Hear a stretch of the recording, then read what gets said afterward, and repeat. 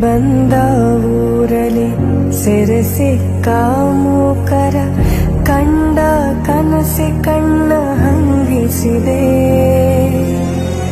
ನೆತ್ತರು ಹರಿದರು ನೆಮ್ಮದಿ ಕಾಣದ